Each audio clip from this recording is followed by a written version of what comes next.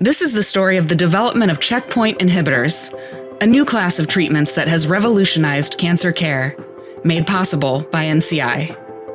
In the 1990s, researcher Dr. James Allison and others, supported directly by NCI grants, ran experiments showing that a protein, CTLA4, acts as a brake on the immune system.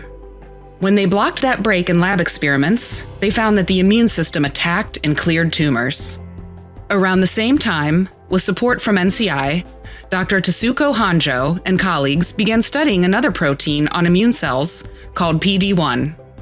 Together, their work laid the foundation for an entirely new class of cancer therapy built on years of NCI-supported foundational and translational research.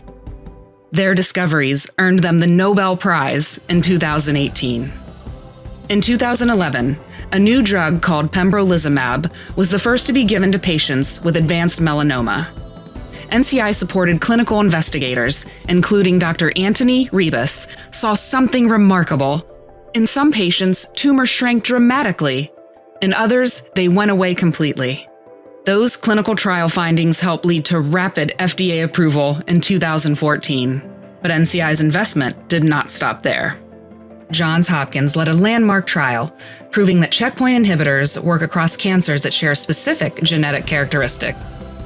In 2017, for the first time ever, a cancer drug was approved based on a tumor's genetic biomarker, not the organ it came from. Partners across academia, foundations, and the biotech and pharmaceutical industries helped bring these discoveries to patients.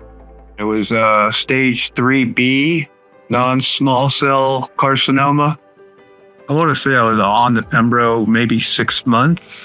And as you go along and they start taking more scans and they say, okay, looks like we're shrinking, it's shrinking, and then all of a sudden it's gone. It's a great relief.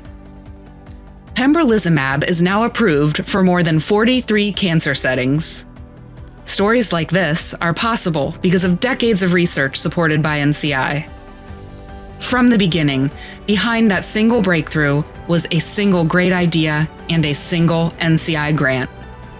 It's a testament to the long arc of cancer research supported by NCI, support that carries on, reducing the suffering of cancer to this day.